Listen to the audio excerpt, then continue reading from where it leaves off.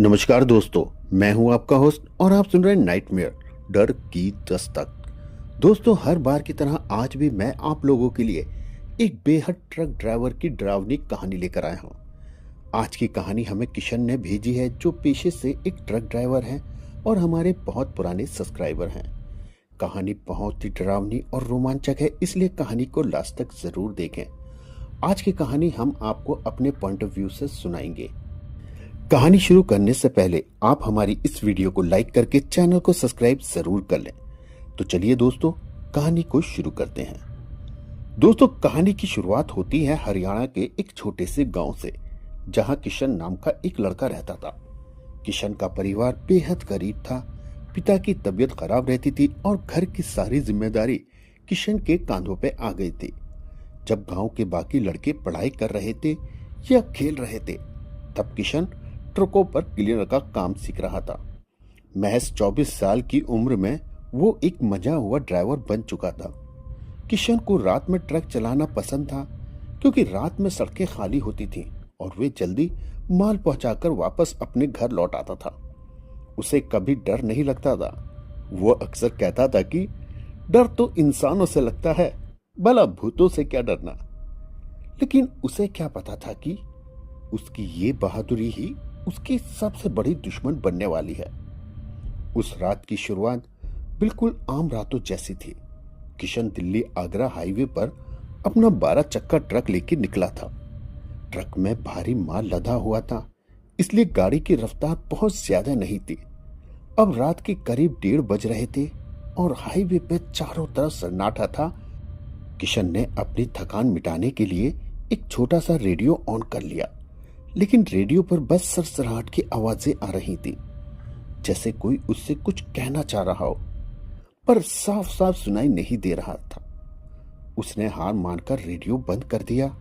बाहर कोहरा धीरे धीरे अब बढ़ रहा था और सड़क के दोनों तरफ लगे घने पेड़ ऐसे लग रहे थे जैसे कोई लंबे लंबे हाथ फैलाए खड़ा हो। अचानक किशन को महसूस हुआ कि उसके ट्रक के पीछे कुछ अजीब हो रहा है। उसे लगा जैसे कोई ट्रक की छत पर चल रहा हो। उसने ट्रक की खिड़की से बाहर झांककर देखा, लेकिन वहां सिर्फ अंधेरा था।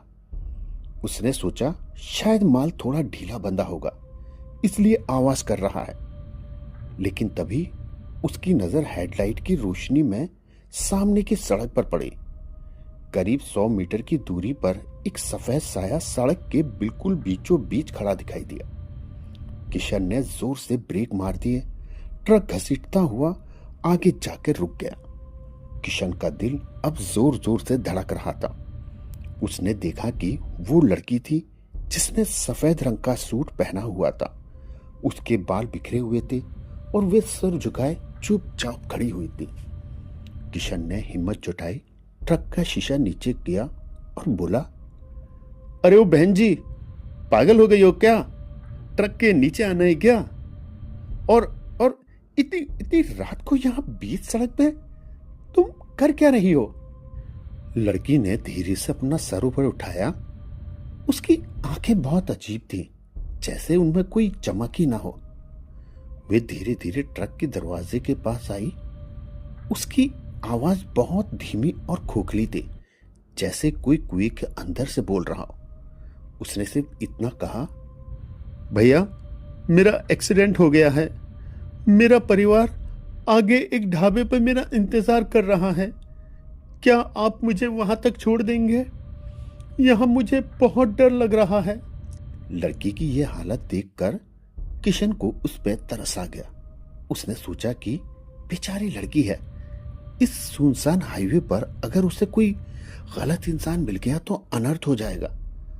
उसने बिना देर किए दरवाजा खोला और कहा, ठीक है, आओ बैठो। आगे जो भी पहला ढाबा आएगा मैं तुम्हें वहां उतार दूंगा। जैसे ही वो लड़की ट्रक के अंदर बैठी, पूरे केबिन का तापमान अचानक गिर गया। किशन को अब अपनी सांसें जमती हुई महसूस हुई। केबिन के अंदर एक सड़ी हुई मिट्टी जैसी गंध फैल गई थी। किशन ने उसे अनदेखा किया और ट्रक को गियर में डालकर आगे बढ़ा दिया। लेकिन उसे इस बात का बिल्कुल भी अंदाजा नहीं था कि उसने किसी इंसान को नहीं बल्कि अपनी मौत को बगल वाली सीट पर बिठा लिया है। अब जैसे जैसे ट्रक आगे बढ़ रहा था, माहौल और भी भारी होता जा रहा था। किशन ने देखा कि वो लड़की शीशे के बाहर नहीं देख रही थी, बल्कि वो लगातार किशन को ही एकटक निहारे जा रही थी। किशन ने भी जब उसकी तरफ देखने की कोशिश की तो उसने एक अजीब सी बेचैनी होने लगी। किशन ने बात करने के लिए पूछा, आपका नाम क्या है? लड़की ने कोई जवाब नहीं दिया। किशन ने फिर पूछा, अच्छा कौन से ढाबे पे जाना है आगे? इस बार लड़की ने धीरे से अपना हाथ उठाया और सामने की तरफ इशारा किया। किशन ने देखा कि उसके हाथ की उंगलियां औसत उंगलियों से काफी लंबी हैं और उसकी खाल पीली पड़ चुकी है। ये देख किशन का पूरा शरीर पसीने से भीग गया, जबकि ट्रक के अंदर कड़ाके की ठंड थी। उसे लगने लगा कि आज उसने बहुत बड़ी गलती कर दी है और आगे चल के शायद उसके साथ कुछ बुरा होने वाला है। ट्रक जब हाईवे के उस हिस्से पर था जहां दूर दूर तक रोशनी नहीं थी, केवल किशन के ट्रक की हेडलाइट ही उसे घने अंधेरे को चीर रही थी। किशन ने अपनी घबराहट को छिपाने के लिए एक बीड़ी जलाई और खिड़की का शीशा थोड़ा और नीचे कर दिया। किशन ने सोचा कि शायद ताजी हवा आएगी तो मन शांत हो जाएगा, लेकिन हवा एक अजीब तरीके से रुक चुकी थी। बगल वाली सीट पर बैठी वो लड़की जिसने अभी अपना नाम मनीषा बताया था, वो बिल्कुल पत्थर की तरह बिना हिले डुले बैठी हुई थी।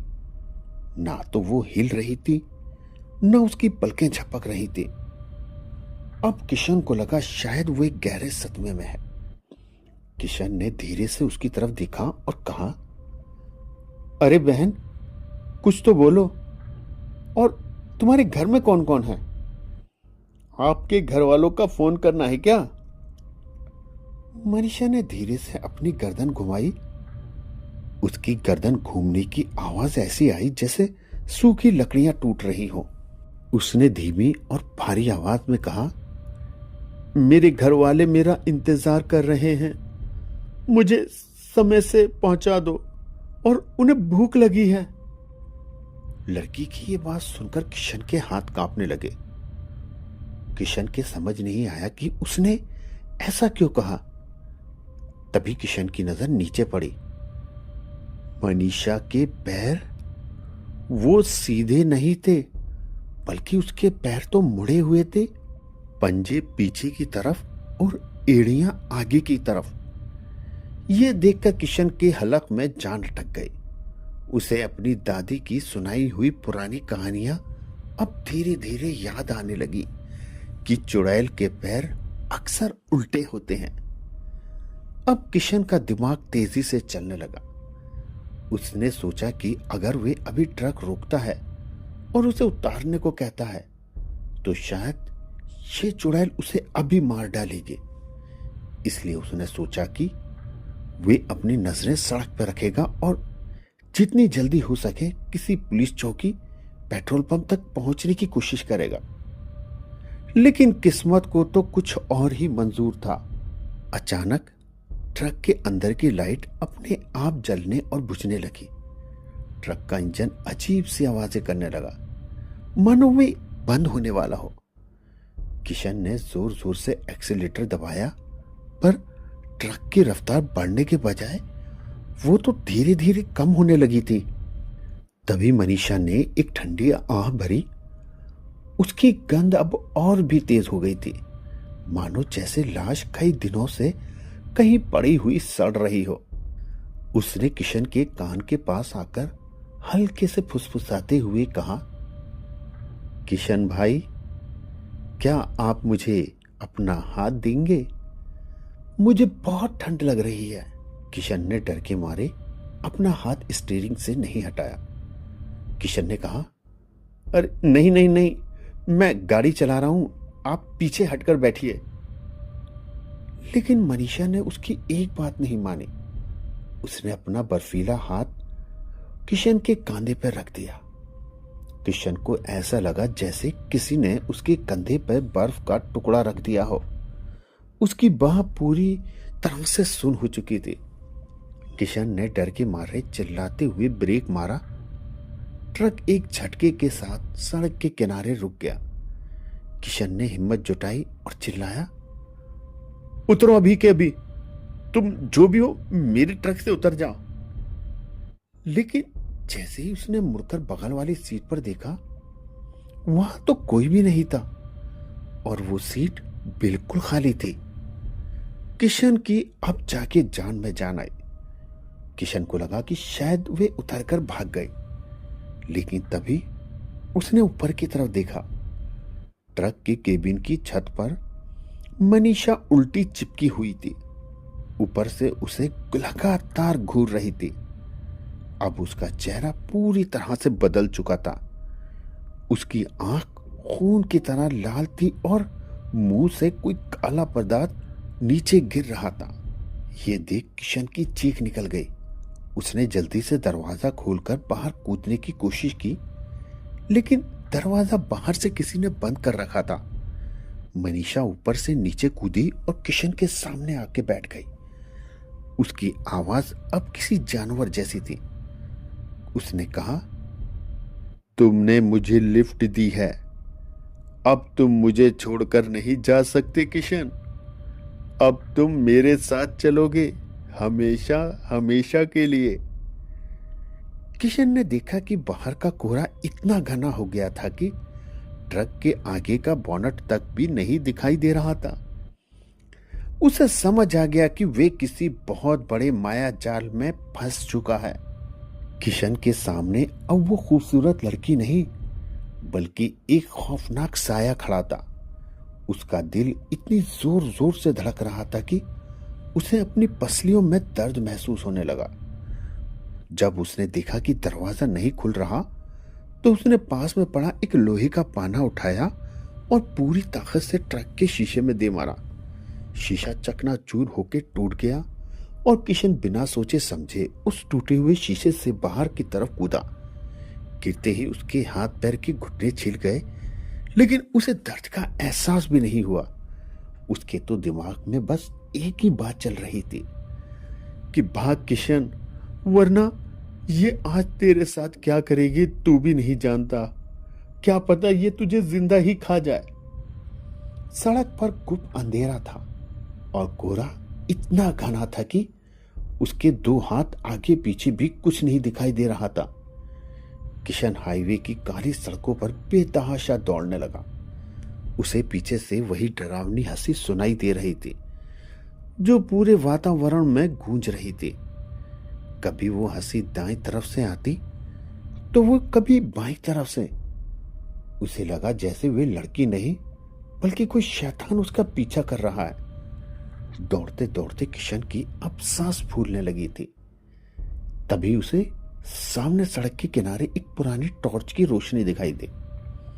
किशन को लगा शायद कोई दूसरा ट्रक ड्राइवर या कोई राहगीर आ रहा होगा। वो मदद मांगने के लिए चिल्लाया, बचाओ बचाओ, कोई है, कोई मेरी मदद करो। लेकिन जैसे ही वो रोशनी के करीब पहुंचा, उसके पैर ठिठक गए। वहां तो कोई इंसान ही नहीं था। वहां एक पुरानी टूटी हुई साइकिल पड़ी थी और उसी के पास वो टॉर्च जमीन पर गिरी हुई जल रही थी। ताज्जुब की बात यह थी कि उस टॉर्च की रोशनी सफेद नहीं बल्कि नीली थी। किशन ने जैसे ही टॉर्च उठाने के लिए हाथ बढ़ाया, उसे अपने पीछे किसी के चलने की आवाज सुनाई दी, जैसे कोई गीले पैर चल रहा हो। किशन ने पीछे मुड़कर देखा तो उसकी रूह कांप गई। उसके ठीक पीछे मनीषा खड़ी थी, लेकिन अब उसकी लंबाई 7 फीट से ज्यादा लग रही थी और उसके हाथ जमीन को टच कर रहे थे और उसका आधा चेहरा पूरी तरह से सड़ चुका था। किशन फिर से भागा। इस बार वो सड़क छोड़कर खेतों की तरफ मुड़ गया। उसे लगा कि शायद पेड़ों और झाड़ियों के बीच वो छुप जाएगा, लेकिन वो जाता भी तो आखिर कहां जाता। उसे वहां भी वही सड़ी हुई गंध आने लगे। भागते भागते वो पुराने एक कुएं के पास पहुंचा। वहां का माहौल तो और भी ज्यादा डरावना था। कुएं के पास उसे बच्चों के रोने की आवाजें सुनाई देने लगे। किशन ने कान बंद कर लिए और वो समझ चुका था कि ये सब उसे पागल बनाने की एक चाल है। अचानक उसे महसूस हुआ कि जमीन हिल रही है। उसने देखा तो पाया कि वो जिस जमीन पर खड़ा है वहां से अनगिनत हाथ जमीन से बाहर निकल रहे हैं और उसके पैरों को पकड़ने की कोशिश कर रहे हैं। किशन चीखा और लाते मार मार के उन हाथों को अपने आप से छुड़ाने लगा। तभी उसे दूर कहीं मंदिर की घंटी की आवाज सुनाई दी। अब उसे आवाज ने किशन के अंदर एक नई उम्मीद जगा दी। उसने अपनी पूरी बची कुची ताकत बटोरी और उस दिशा की तरफ भागना शुरू कर दिया जिस दिशा से घंटी की आवाजें आ रही थी। किशन के ठीक पीछे मनीषा की आवाजें गूंज रही थी। रुक जाओ किशन, मत जाओ किशन, इस हाईवे की सीमा बहुत लंबी है और तेरी जिंदगी बहुत छोटी है किशन। अब किशन को महसूस हुआ कि उसकी जेब में मां का दिया हुआ एक छोटा सा तावीज है। उसने उसे कसकर पकड़ लिया और हनुमान चालीसा का पाठ मन ही मन करने लगा। जैसे ही उसने मंत्र पढ़ना शुरू किया, पीछे से आ रही चीखें अब और भी तेज हो गई थी, जैसे कोई आग में जल रहा हो। लेकिन कोहरा कम होने का तो नाम ही नहीं ले रहा था।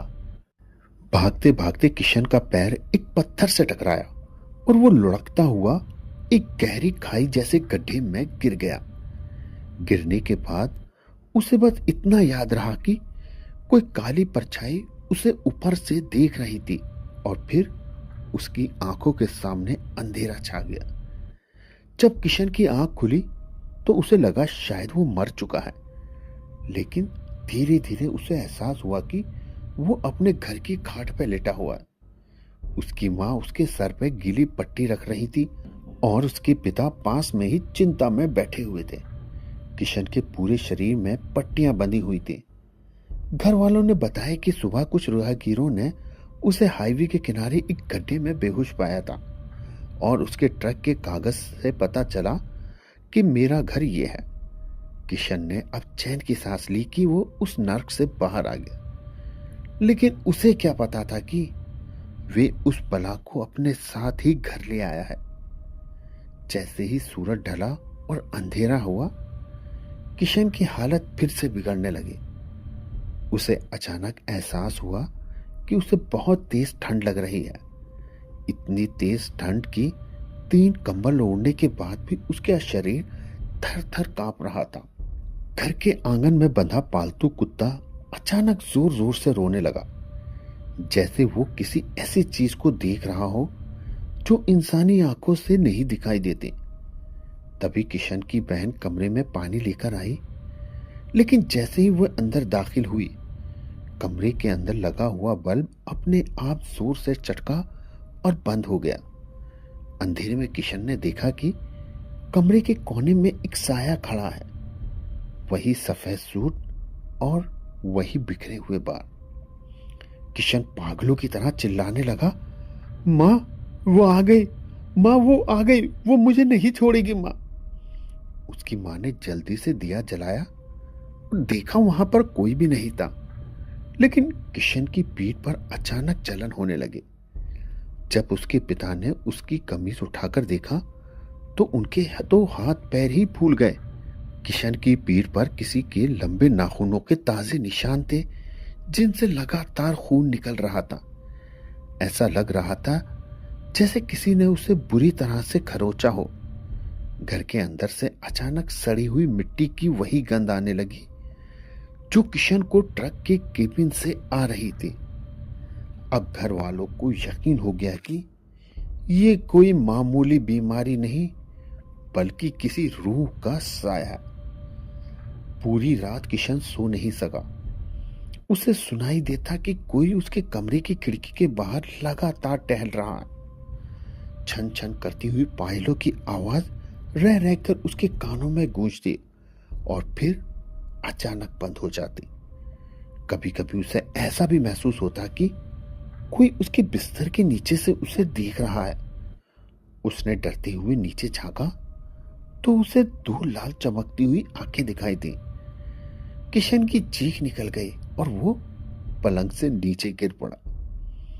उसके घर वाले भागकर आए तो देखा कि किशन के गले पर काले निशान पड़ गए थे, जैसे किसी ने उसे जोर से दबाने की कोशिश की हो। अगले दिन गांव के लोग इकट्ठे हो गए। किशन की हालत देखकर सब समझ गए कि मामला बहुत ही गंभीर है।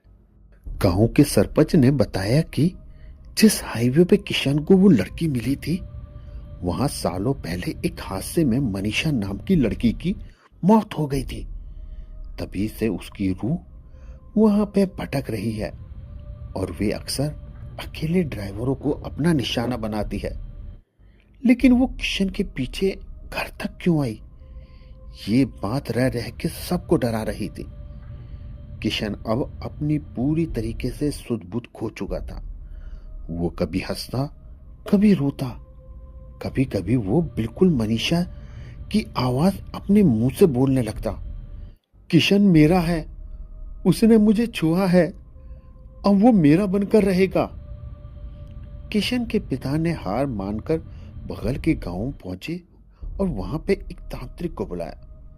तांत्रिक ने खबर भिजवाई कि वो सूर्य ढलने से पहले वहां पहुंच जाएगा। लेकिन उस दिन दोपहर से ही आसमान में अचानक काले घटाएं छा गए और दिन में ही अंधेरा हो गया। घर की दीवारों पर अपने आप खून के छींटों के निशान दिखाई देने लगे। ऐसा लग रहा था जैसे वो रूह तांत्रिक के आने से पहले ही किशन का काम तमाम कर देना चाहती थी। घर का माहौल इतना भारी हो गया कि सांस लेना भी अब मुश्किल होता जा रहा था। किशन की आंखें अब पूरी तरह से सफेद हो चुकी थी और वो बिस्तर पर पड़े पड़े ही कई बार हवा में काफी ऊपर तक उछल रहा था। शाम के धुंधले में जब आसमान बिल्कुल काला पड़ गया, तब गांव के बाहर से एक सांवले रंग के बाबा घर में दाखिल हुए। उनके गले में रुद्राक्ष की माला थी और हाथ में पीतल का एक कमंडल था। उन्हें देखते ही किशन, जो बिस्तर पर लेटा हुआ था, अचानक जोर जोर से हंसने लगा। वो हंसी किसी जवान लड़की की नहीं, बल्कि एक औरत की थी, जो बहुत डरावनी और भारी लग रही थी।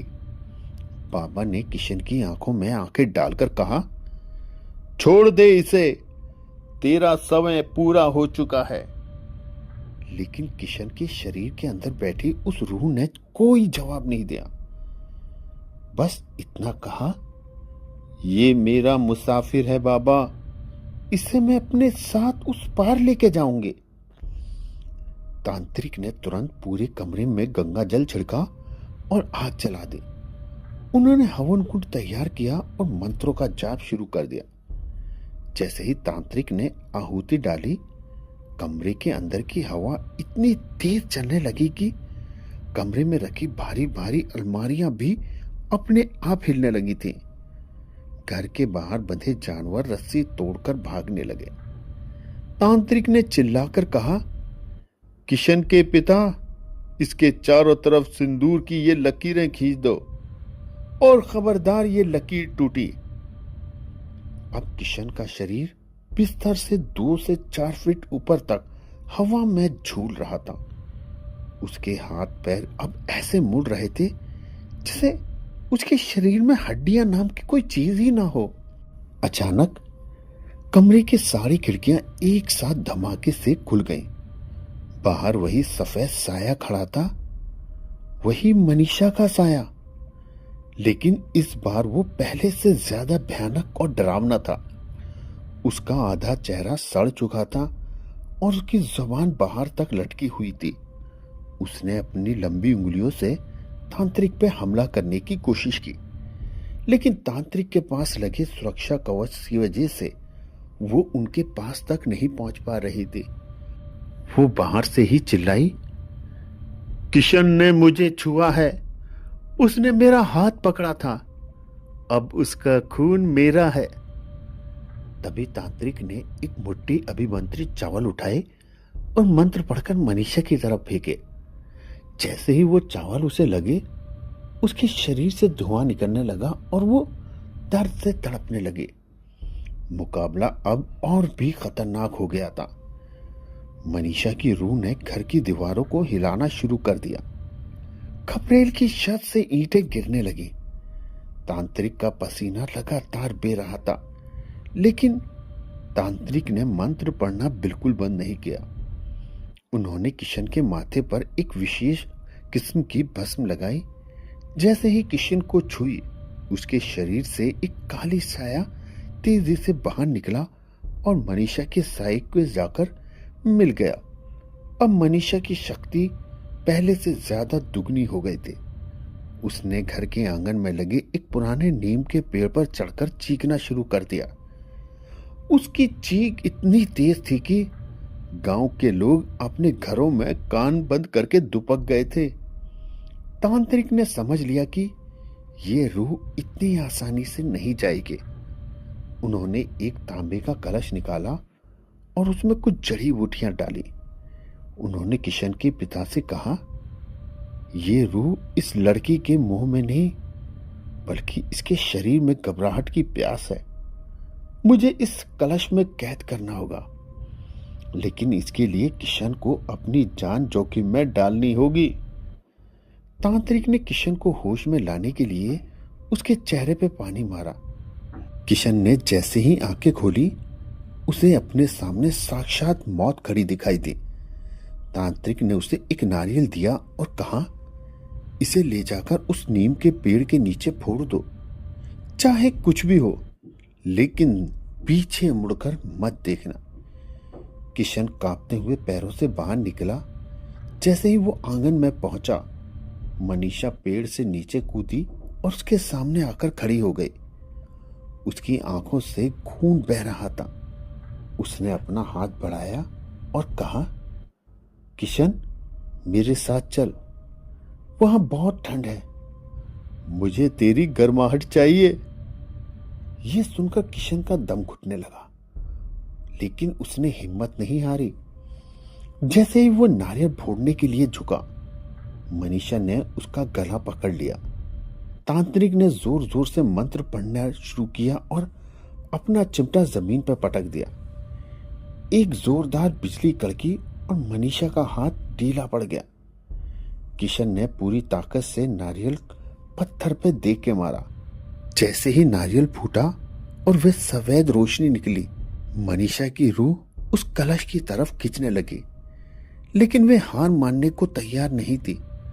उसने अपनी पूरी ताकत लगा दी और एक आखिरी बार किशन पे झपट्टा मारा। उसने किशन को कमर से पकड़कर पीछे की तरफ लिया और उसी नीम के पेड़ पर पटक दिया। किशन के मुंह से कर्राह निकल पड़ी। उसे महसूस हुआ कि उसकी कमर में कुछ टूट गया है। तांत्रिक ने देखा कि कलश की शक्ति कम पड़ रही है, तो उसने तुरंत अपने हाथ की उंगली काटी और 2 बूंद खून उस कलश पे टपका दिया। खून छींटे पड़ते ही कलश के अंदर से आग की लपटें जैसी दिखने वाली रोशनी निकली और उसने मनीषा को पूरी तरह से जकड़ लिया। मनीषा की चीखें धीरे धीरे अब हल्की पड़ने लगी और देखते ही देखते वो एक धुएं के गुब्बारे की तरह एक छोटे से कलश के अंदर समा गई। तांत्रिक ने फुर्ती से कलश का ढक्कन बंद किया और उसमें लाल रंग का कपड़ा बांधकर मंत्रों से उसे सील कर दिया। जैसे ही कलश बंद हुआ, पूरे गांव में जो भारीपन और सड़न थी वो अचानक से कहीं गायब हो गई और हर तरफ सन्नाटा छा गया। ये सन्नाटा सुकून भरा सन्नाटा था। घर वाले भागकर किशन के पास पहुंचे। किशन जमीन पर पड़ा दर्द से कर्रा रहा था। तांत्रिक ने कहा, इसे तुरंत हॉस्पिटल ले जाओ, इसकी रीढ़ की हड्डी पे बहुत गहरी चोट आई है। पर घबराओ मत, वे बला अब कैद हो चुकी है। अगले दिन किशन को शहर के बड़े अस्पताल ले जाया गया। डॉक्टरों ने बताया कि चोट गहरी है, पर उसकी जान को कोई खतरा नहीं। किशन कई हफ्तों तक अस्पताल में रहा और ठीक होने के बाद जब वो घर लौटा तो वे पहले वाला किशन नहीं था। अब उसकी आंखों में वे खौफ चमक नहीं थी, बल्कि एक गहरा डर जो हमेशा के लिए उसकी आंखों में बस गया था। आज इस घटना को पूरे 4 साल बीत चुके हैं। किशन ने फिर से ट्रक चलाना शुरू कर दिया, क्योंकि रोजी रोटी का वही एकमात्र जरिया था। लेकिन वे दिल्ली और आगरा हाईवे पर अब कभी भी अकेले नहीं जाता। उसने अपने साथ एक हेल्पर रखना शुरू कर दिया।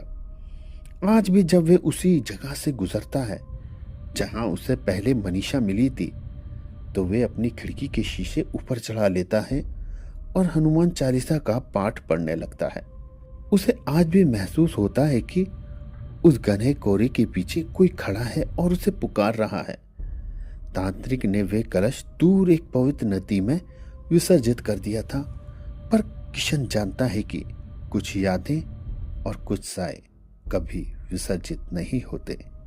तो दोस्तों, आपको ये कहानी कैसी लगी आप हमें कमेंट्स बॉक्स में ज़रूर बताएं, और अगर आपके पास भी ऐसी ही कोई कहानी है तो हमारे साथ शेयर ज़रूर करें, और इस वीडियो को लाइक करके चैनल को सब्सक्राइब ज़रूर कर लें।